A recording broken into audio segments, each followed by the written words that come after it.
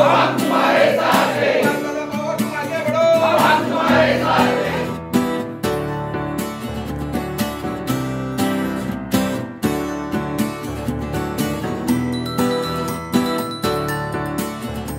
राष्ट्रवादी काँग्रेस पक्ष पिंपरी चिंचवड कार्यालयामध्ये सर्व प्रमुख पदाधिकारी, सेलचे सर्व अध्यक्ष यांची आज मीटिंग झाली होती।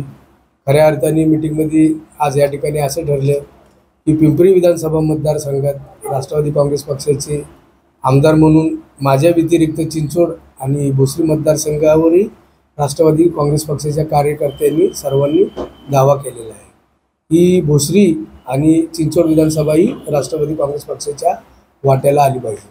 मुळात म्हणजे मला असं वाटतं की मागच्या महिन्यामध्ये सुद्धा अशा काही स्टेटमेंट आल्या होत्या विरोधाभासच्या। त्यावेळेला वर देवेंद्र फडणवीसांनी पण सांगितलं होतं की कुणीही असे स्टेटमेंट देऊ नये, प्रवक्त्यांना पण त्यांनी ताकीद केली होती। परंतु कधी कधी काय होतं, भावनेच्या भरामध्ये कुठल्याही गोष्टीच्या आहारामध्ये जाऊन काही कार्यकर्ते बोलत असतात।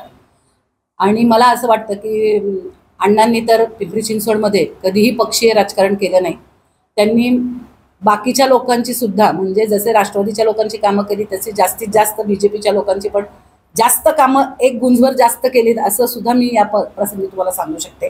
आणि असं काही होईल असं मला तर वाटत नाही। त्यांनी जर ठराव हे बघा, ठराव करताना किती लोक असतात?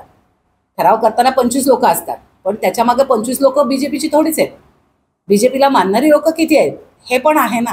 आणि स्थानिक लेवलला कसं असतं की कार्यकर्ते 10-15 असतील, त्यांच्या कमिटीचे काही कार्यकर्ते असतील, त्यांनी ठराव केला म्हणून अख्खं पिंपरी चिंचवड शहरामधले बीजेपीचे लोक तसे आहेत असं नाही ना। पक्षाची कोंडी करण्याचा प्रयत्न थोडासा होते भाजपकडनं, अधिक पवार गटाची। नाही, कोंडी काही ते करणार नाही, अजितदादांची कोंडी करणार नाही। मराठा कार्ड मोठं आहे आमचं, त्यामुळे ते दादांची कोंडी करू शकत नाहीत असं मला नक्की 100% माहिती आहे। प्रत राष्ट्रीय अध्यक्ष आदरणीय अजितदादा पवार साहेब यांच्याकडे आम्ही ते सुपूर्द करणार आहे। आणि सर्व पदाधिकारी असतील, सेलचे अध्यक्ष असतील आणि संघटनेचे सर्व आजी माजी नगरसेवक यांची जी इच्छा आहे की पिंपरी विधानसभा आमचा राष्ट्रवादीचा बालेकिल्ला आहे, तो आम्ही लढवणारच आहे महायुती संघटना। परंतु चिंचवड आणि भोसरी हे दोन्ही विधानसभा मतदारसंघ हे राष्ट्रवादी काँग्रेस पक्षाला मिळावं, कारण 2007 पासून राष्ट्रवादी एक अति सत्ता दादांच्या नेतृत्वाखाली या शहरात होती आणि 2012ला जवळपास 93 नगरसेवक हे राष्ट्रवादीचे होते। त्यामुळं चिंचवड, पिंपरी आणि भोसरी या तिन्ही मतदारसंघामध्ये राष्ट्रवादी काँग्रेस पक्षाची ताकद फार मोठी आहे। त्यामुळे तिन्ही मतदारसंघ राष्ट्रवादी काँग्रेस पक्षाला मिळावा अशी आम्ही ठरावाच्या माध्यमातून दादाला विनंती करणार आहोत। मग काय भूमिका असणार? नाही, पिंपरी हातातनं जायचा संबंधच येत नाहीये। तिथं अण्णा स्वतः आमदार म्हणून त्यांनी 5 वर्ष काम केलेलं आहे, अण्णांचा क्लेम आहे। आणि दादा पिंपरी हातातून जाऊन कसे देणार?